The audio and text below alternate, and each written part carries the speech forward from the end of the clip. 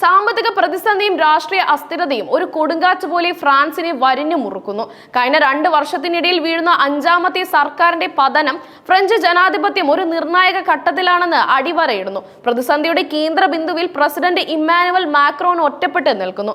അദ്ദേഹത്തിന്റെ ഭരണകാലത്തെ 6ാമത്തെ പ്രധാനമന്ത്രിയായ ഫ്രാൻസ ബെയ്റോ പാർലമെന്റിലെ വിശ്വാസ വോട്ടെടുപ്പിൽ ദയനീയമായി പരാജയപ്പെട്ടതോടെയാണ് ഫ്രാൻസ് വീണ്ടും രാഷ്ട്രീയ അനിശ്ചിതത്വത്തിന്റെ ആഴങ്ങളിലേക്ക് പതിച്ചത്. രാജ്യത്തെ സാമ്പത്തിക നിലയെ പിടിച്ചു നിർത്താൻ ലക്ഷ്യമിട്ട് ഫ്രാൻസോ ബെയ്റോ അവതരിപ്പിച്ച ചെലവ് ചുരുക്കൽ നയങ്ങൾക്കെതിരെ നാഷണൽ അസംബ്ലിയിലെ ഭൂരിപക്ഷം അംഗങ്ങളും വോട്ട് ചെയ്തതോടെ രാജ്യം ഒഴിച്ചുകൂടാൻ വയ്യാത്തതായി.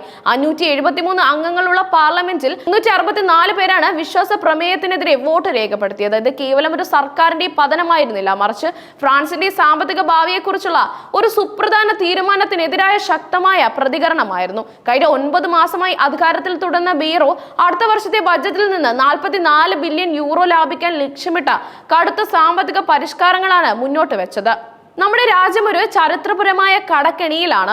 ഈ പാത തുടർന്നാൽ നമ്മുടെ തലമുറ മാത്രമല്ല വരും തലമുറകളും അതിന്റെ ഭാരം പേറേണ്ടി വരും. ബെയ്റോ പാർലമെന്റിൽ നടത്തിയ വികാര നിർഭരമായ പ്രസംഗത്തിൽ പറഞ്ഞു, ധനികർക്ക് അധിക നികുതി ഏർപ്പെടുത്തുന്നത് രാജ്യത്തിന്റെ സമ്പദ് വ്യവസ്ഥയെ ദോഷകരമായി ബാധിക്കുമെന്നും അത് ബ്രിട്ടന്റെ അവസ്ഥയിലേക്ക് ഫ്രാൻസിനെ നയിക്കുമെന്നും അദ്ദേഹം മുന്നറിയിപ്പ് നൽകി. സമ്പന്നരായ ആളുകൾക്ക് അവരുടെ പണം സുരക്ഷിതമായി നിക്ഷേപിക്കാൻ യൂറോപ്പിൽ തന്നെ നിരവധി രാജ്യങ്ങളുണ്ട്. അവരെ പിന്തിരിപ്പിക്കാൻ നാം ശ്രമിക്കരുത്. ബെയ്റോയുടെ ഈ വാക്കുകൾ പലരും അദ്ദേഹത്തിന്റെ നിലപാടിനോടുള്ള ശക്തമായ പ്രതിരോധമായി കണ്ടു. ഈ വീഴ്ച പ്രസിഡന്റ് മാക്രോണിന് നേരിട്ട കടുത്ത തിരിച്ചടിയാണ്. 2017 അധികാരത്തിൽ എത്തിയതിനു ശേഷം യൂറോപ്പിലെ ഒരു പ്രമുഖ നേതാവ് എന്ന നിലയിൽ അദ്ദേഹം ശ്രദ്ധ നേടിയിരുന്നു. റഷ്യ യുക്രൈൻ യുദ്ധം അവസാനിപ്പിക്കാൻ നടത്തിയ നയതന്ത്ര ശ്രമങ്ങൾ അന്താരാഷ്ട്ര തലത്തിൽ അദ്ദേഹത്തിന്റെ പ്രതിച്ഛായ വർദ്ധിപ്പിച്ചെങ്കിലും രാജ്യത്തിനകത്ത് അദ്ദേഹത്തിന്റെ ജനപ്രീതി ഏറ്റവും താഴ്ന്ന നിലയിലാണ്. അടുത്തിടെ നടന്ന ഒരു അഭിപ്രായ സർവേയിൽ പങ്കെടുത്തവരിൽ 64% പേരും മാക്രോൺ രാജിവെക്കണമെന്ന് ആവശ്യപ്പെട്ടത് അദ്ദേഹത്തിന്റെ രാഷ്ട്രീയ ഭാവിയെക്കുറിച്ചുള്ള ആശങ്ക വർദ്ധിപ്പിക്കുന്നു. ഫ്രാൻസിന്റെ സാമ്പത്തിക പ്രതിസന്ധിക്ക് പതിറ്റാണ്ടുകളുടെ ചരിത്രമുണ്ട്. കഴിഞ്ഞ 51 വർഷക്കാലമായി രാജ്യത്തിന് ഒരു സന്തുലിത ബജറ്റ് അവതരിപ്പിക്കാൻ കഴിഞ്ഞിട്ടില്ല. തുടർച്ചയായ കമ്മി ബജറ്റുകൾ ദേശീയ കടം പെരുകുന്നതിന് കാരണമായി. യൂറോപ്യൻ യൂണിയൻ നിർദ്ദേശിച്ച 3% ഇരട്ടിയിലധികമാണ് നിലവിൽ ഫ്രാൻസിന്റെ കമ്മി. ഈ സാമ്പത്തിക വെല്ലുവിളികൾക്ക് ഒരു പരിഹാരം കാണാനുള്ള അവസാന ശ്രമമായിരുന്നു ബെയ്റോയുടെ പദ്ധതികൾ. എന്നാൽ 2027 പ്രസിഡന്റ് തിരഞ്ഞെടുപ്പ് മുന്നിൽ കണ്ട് പ്രതിപക്ഷം ഈ നിർദ്ദേശങ്ങളെ ശക്തമായി എതിർത്തു.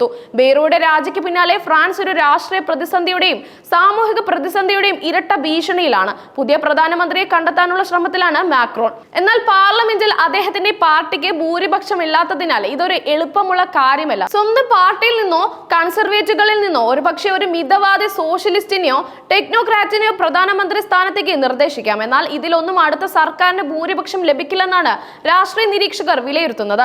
ഈ പ്രതിസന്ധിക്ക് പെട്ടെന്ന് ഒരു പരിഹാരം കാണാൻ മാക്രോണിന് കഴിയില്ല. പാരീസിലെ ഒരു പ്രമുഖ രാഷ്ട്രീയ നിരീക്ഷകർ പറഞ്ഞു, പുതിയ പ്രധാനമന്ത്രിയെ നിയമിച്ചാലും ബജറ്റ് പാസ്സാക്കുക എന്നത് അടുത്ത സർക്കാരിന്റെ ഏറ്റവും വലിയ വെല്ലുവിളിയായിരിക്കും. ബെയ്റോയുടെ കാര്യത്തിലും ഇത് തന്നെയായിരുന്നു സംഭവിച്ചത്. അദ്ദേഹം കൂട്ടിച്ചേർത്തു, ഒരു ഇടക്കാല തിരഞ്ഞെടുപ്പ് പ്രഖ്യാപിക്കുക എന്നതാണ് മാക്രോണിന്റെ മുന്നിലുള്ള മറ്റൊരു മാർഗം. എന്നാൽ തീവ്ര വലതുപക്ഷ പാർട്ടിയായ നാഷണൽ റാലിയും തീവ്ര ഇടതുപക്ഷ പാർട്ടിയായ ഫ്രാൻസ് അൻബോർഡും ഉന്നയിച്ചിട്ടും മാക്രോൺ അതിന് തയ്യാറായിട്ടില്ല. ഈ 2 പാർട്ടികളും നിലവിൽ പാർലമെന്റിൽ ശക്തമായ സ്വാധീനമുണ്ട്. ഇപ്പോൾ തിരഞ്ഞെടുപ്പ് നടന്നാൽ ഈ പാർട്ടികൾ ഭൂരിപക്ഷം നേടാനുള്ള സാധ്യത കൂടുതലാണ്. പ്രതിസന്ധിക്ക് മറ്റൊരു വശം കൂടിയുണ്ട്. പ്രസിഡന്റ് രാജിവെക്കണമെന്ന് ആവശ്യപ്പെട്ട് ബ്ലോക്ക് എവറിത്തിങ് എന്ന പേരിൽ വലിയ പ്രക്ഷോഭങ്ങൾ നടക്കാൻ സാധ്യതയുണ്ടെന്ന് റിപ്പോർട്ടുകൾ സൂചിപ്പിക്കുന്നു. ലക്ഷക്കണക്കിന് ആളുകൾ ഈ പ്രക്ഷോഭത്തിൽ അണിനിരക്കുമെന്നാണ് പ്രതീക്ഷിക്കുന്നത്. ഫ്രാൻസിന്റെ തെരുവുകളിൽ പ്രതിഷേധങ്ങളും പ്രകടനങ്ങളും ഉണ്ടാകാനുള്ള സാധ്യത ശക്തമാണ്. അതേസമയം നാഷണൽ അസംബ്ലിയിലെ ഏറ്റവും വലിയ ഒറ്റ കക്ഷിയായ നാഷണൽ റാലി അവരുടെ സഖ്യകക്ഷികളുമായി ചേർന്ന് സർക്കാർ രൂപീകരിക്കാൻ കഴിയുമെന്നാണ് പ്രതീക്ഷിക്കുന്നത്.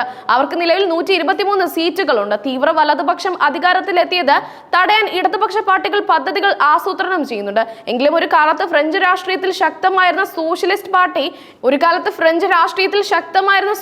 പാർട്ടി ഇന്ന് ദുർബലമായ അവസ്ഥയിലാണ്. തീവ്ര വലതുപക്ഷത്തിന്റെ വർദ്ധിച്ചു വരുന്ന സ്വാധീനം ഫ്രഞ്ച് രാഷ്ട്രീയത്തെ കൂടുതൽ സങ്കീർണമാക്കുകയാണ്. മാക്രോണിന്റെ മധ്യവർത്തി നയങ്ങളുള്ള പാർട്ടിക്ക് ഒരു തിരഞ്ഞെടുപ്പിൽ വിജയിക്കാനാകുമോ എന്ന കാര്യത്തിൽ ഇപ്പോൾ ആർക്കും ഉറപ്പില്ല.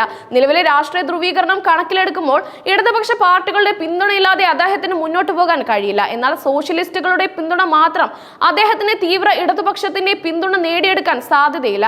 ഫ്രാൻസിന്റെ ചരിത്രത്തിൽ ആദ്യമായാണ് അധികാരത്തിലെത്തിയിരിക്കുന്ന ഒരു പ്രധാനമന്ത്രിക്ക് ഇത്രയും ദയനീയമായ രീതിയിൽ സ്ഥാനം നഷ്ടപ്പെടുന്നത്. ഈ രാഷ്ട്രീയ കൊടുങ്കാറ്റ് ഫ്രാൻസിന്റെ സാമ്പത്തിക മേഖലയിലും ആഴത്തിലുള്ള ആശങ്കകൾ സൃഷ്ടിക്കുന്നുണ്ട്. രാജ്യത്തിന്റെ കടം മൂലമുണ്ടാകുന്ന പ്രശ്നം പരിഹരിക്കാൻ സർക്കാരിന് കഴിയുമോ എന്നതിനെ കുറിച്ചുള്ള അനിശ്ചിതത്വം നിക്ഷേപകരെയും സാമ്പത്തിക സ്ഥാപനങ്ങളെയും ഭയപ്പെടുത്തുന്നു. രാഷ്ട്രീയ പ്രതിസന്ധികളും സാമ്പത്തിക വെല്ലുവിളികളും ഒരുമിച്ച് നേരിടുന്ന ഫ്രാൻസ് യൂറോപ്പിന്റെ ഭാവിക്കൊരു താക്കീത് കൂടിയാണ്.